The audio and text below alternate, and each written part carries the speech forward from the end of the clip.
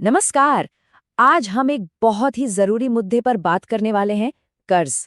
ये एक ऐसा बोझ है जो न जाने कितनों को परेशान करता है। पर अच्छी बात यह है कि इससे बाहर निकलने का रास्ता है और हम इसे बिल्कुल आसान भाषा में स्टेप बाय स्टेप समझेंगे।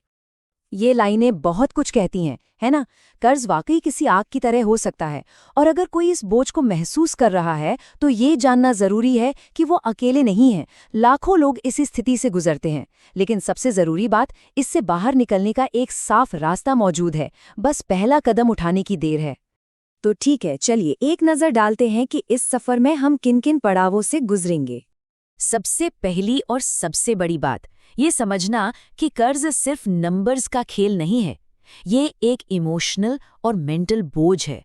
वो लगातार बना रहने वाला स्ट्रेस, वो चिंता, ये सब असलियत है। और यहीं पर ज्यादातर लोग एक गलती करते हैं। वो ये देखना ही नहीं चाहते कि असल में उन पर कर्ज है कितना, क्योंकि सच कहूं तो वो आंकड़ा डरावना हो सकता है। पर बात यह है कि जिस दुश्मन को देख ही नहीं सकते उससे लड़ेंगे कैसे। तो फिर इस गुत्थी को सुलझाने की शुरुआत आखिर करें तो करें कहाँ से। पहला सबसे जरूरी कदम क्या होना चाहिए? शुरुआत होगी एक ईमानदारी भरी लिस्ट से। जी हाँ, एक लिस्ट। इसमें हर एक कर्ज को लिखना है। होम लोन, क्रेडिट कार्ड का बिल, पर्सनल लोन, यहाँ तक कि दोस्तों या रिश्तेदारों से लिया हुआ उधार भी। और सिर्फ नाम नहीं, हर एक के आगे लिखिए कि कितना पैसा देना बाकी है, और सबसे जरूरी, उस पर ब्याज दर कितनी है। ये जानना बेहद बेहद जरूरी है।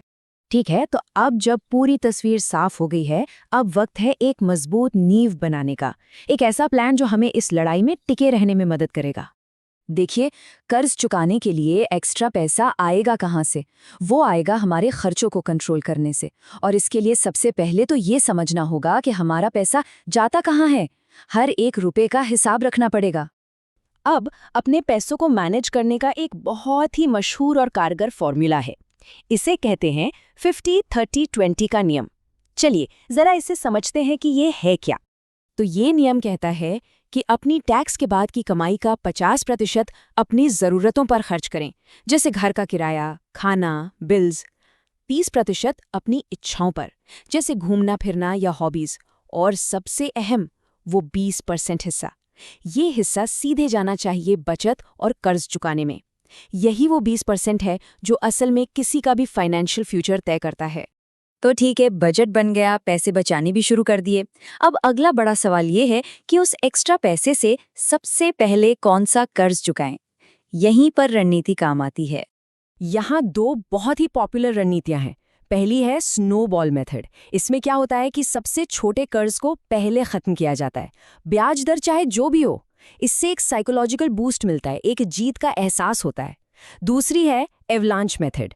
ये पूरी तरह से गणित पर आधारित है। इसमें सबसे ज्यादा ब्याज दर वाले कर्ज पर पहले हमला किया जाता है, ताकि लंबे समय में कम से कम ब्याज देना पड़े। स्नोबॉल और एवलांच के अलावा भी कुछ और रास्ते हैं, कुछ एडवांस टूल्स हैं। चलिए अब उन पर भी एक नज़र डालते हैं। एक तरीका है डेप्ट कंसोलिडेशन। इसका सीधा सा मतलब है अपने सारे छोटे छोटे कर्जों को, जैसे क्रेडिट कार्ड के बिल या छोटे पर्सनल लोन को मिलाकर एक बड़ा लोन ले लेना। इससे होता यह है कि कई सारी किश्तों की जगह सिर्फ एक किश्त देनी पड़ती है। हाँ, इससे कुल कर्ज कम नहीं होता, पर उससे मैनेज करना बहुत आसान हो जाता है।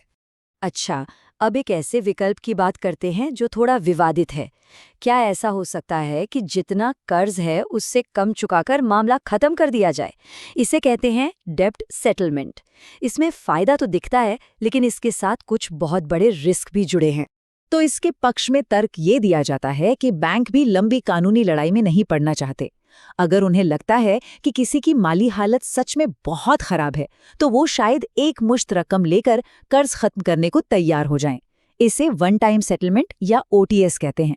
इसमें अक्सर कुल बकाया का 40 से 60% देकर मामला रफा दफा हो सकता है।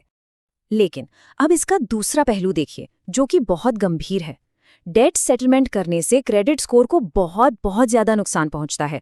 ये चार्ज ऑफ हुआ अकाउंट रिपोर्ट पर सालों तक दिखता रहता है। ऊपर से सेटलमेंट करवाने वाली कंपनियां भारी फीस लेती हैं, और इस बात की कोई गारंटी नहीं कि बैंक सेटलमेंट के लिए मानेगा ही। मतलब ये एक बहुत ही जोखिम भरा रास्ता है। तो अब जब सारे रास्ते, सारे नक्शे सामने हैं, आसान रास्तों से लेके मुश्किल और जोखिम भरे रास्तों तक, तो अब चुनाव करने की बारी आती है। और सच तो ये है कि सबसे अच्छी स्ट्रैटेजी कोई एक नहीं है। सबसे अच्छी स्ट्रैटेजी वो है जिस पर कोई टिका रह सके, चाहे वो स्नोबॉल मेथड से मिलने वाला मोटिवेशन हो या एवलांच मेथड की मैथमेटिकल एफिशिएंसी। असल जीत लगातार कोशिश करते रहने में ही है। तो ये सारे रास्ते और नक्शे सामने हैं। सवाल ये है कि सबसे पहले किस रास्ते को जानने समझने की कोशिश की जाएगी, क्योंकि कर्ज से आज़ादी का ये सफ़र किसी बड़ी छलांग से नहीं, बल्कि एक छोटे सोचे समझे कदम से शुरू होता है।